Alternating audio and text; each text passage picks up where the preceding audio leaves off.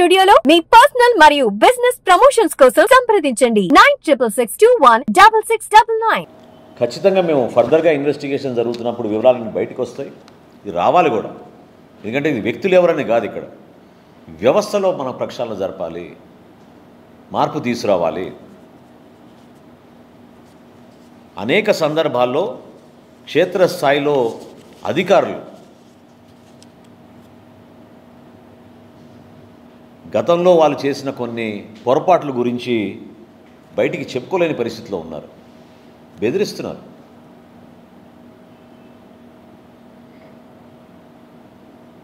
కంప్లైంట్లు తీసుకెళ్ళి కేసులు పెట్టమంటే ఏ విధంగా అదే అధికారులు ఈ రోజున వణికిపోతున్నారో మీరే చూశారు. ఖచ్చితంగా ఈ 2,23,00,000 రూపాయలు ఏదైతే ప్రాథమికంగా మేము నిర్ధారించాము ఈ రోజుకి, ఇంకా లోతుగా వెళ్ళాల్సిన అవసరం ఎందుకుందని అంటున్నానంటే, మొత్తం స్టాక్ రిజిస్టర్స్ కూడా వీళ్ళు ట్యాంపర్ చేశారు. అసలు ఒక లారీ వెయి బ్రిడ్జ్నే వీళ్ళు ట్యాంపర్ చేశారంటే మీరు ఊహించుకోవాలి ఏ విధంగా జరుగుతుందో కార్యక్రమం. పోలీస్ ఇన్వెస్టిగేషన్ జరుగుతోంది, డెఫినెట్గా ఇంకా వివరాలు వస్తాయి బయటికి. దయచేసి నేను మీడియా మిత్రులు కూడా నేను కోరేది ఏంటంటే, ఖచ్చితంగా లాజికల్ కంక్లూజన్ ఉంటుంది ఈ కేసుకి. ప్రతి అడుగు పారదర్శకంగా ఇన్వెస్టిగేషన్ పూర్తయ్యే విధంగా పౌర సరఫరాల శాఖ నుంచి మేము ఏనాడు కూడా ఆ పొరపాటు చేయకుండా సహకరిస్తాం.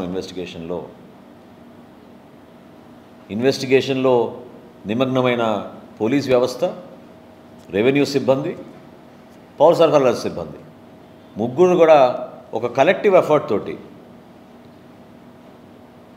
ఎందుకు ఈ పర్టికులర్ గోడౌన్లో ఈ విధంగా జరిగింది అని నిర్ధారించాల్సిన బాధ్యత కూడా మా పైన ఉంటుంది. యాజమాన్యం ఎవరైనా అవ్వనండి, దాని వెనుక ఎవరైనా ఉండండి, కానీ అంతిమంగా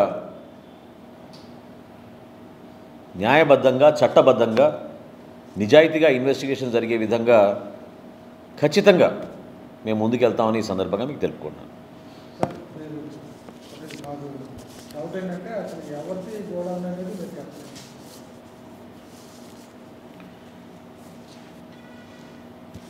జేఎస్ వేర్ హౌస్ అని శ్రీమతి పేర్ని జయసుధా గారిదండి, వారు దీనికి ఓనర్స్. దీనికి దాని పక్కన ఇంకో వేర్ హౌస్ కూడా ఉంది, సత్య వేర్ హౌస్ అని. ఇవన్నీ కూడా రాష్ట్ర వ్యాప్తంగా ఇందాక అన్నట్టు 104 బఫర్ గోడౌన్స్ని మేము చాలా లోతుగా తనిఖీలు చేస్తున్నాం.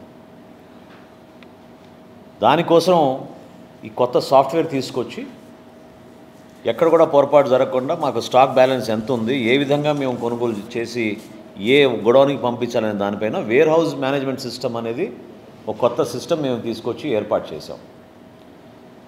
సో ఆ సమయంలో వీళ్ళు హడావడిగా చేసిన తప్పుని వాళ్ళు ఎప్పటి నుంచో గుర్తించారు. కప్పిపుచ్చడానికి చేస్తున్న ప్రయత్నంలో భాగంగా వీళ్ళు డబ్బులు కడితే అంతటితో అయిపోతుందనే ఒక ప్రయత్నం చేసుకుంటూ ఈ రోజున కోర్టును ఆశ్రయించుకున్నారు. తప్పేం లేదు, కానీ ప్రభుత్వం నుంచి మాత్రం ఖచ్చితంగా we will come out with all the facts. Detailed investigation is going on. ఇందులో ఎక్కడ పొరపాటు జరగదు. దయచేసి మీరు ఎవరు కూడా ఇది సీరియస్గా తీసుకోలేదనో, ఎందుకు దీని గురించి మాట్లాడడం లేదనో అనే అనుమానాలు తెచ్చుకోబాకండి. ఒక ఇన్వెస్టిగేషన్ జరుగుతున్నప్పుడు పూర్తిగా డీటెయిల్డ్ ఎంక్వైరీ రావాలి కాబట్టి ప్రాథమికంగా వచ్చిన సమాచారం మేరకు ఇంకా డీటెయిల్డ్ ఎంక్వైరీ చేయమని జాయింట్ కలెక్టర్ గారికి అదేవిధంగా పౌర సరఫరాల శాఖలో ఉన్న అధికార యంత్రాంగానికి ఎప్పటికప్పుడు సమీక్షించుకుంటూ, దాదాపుగా ఈ రోజుకి ఒక కొలిక్ వచ్చింది కాబట్టి నేను మీ అందరితో కూడా ఇన్ఫర్మేషన్ షేర్ చేస్తున్నాను.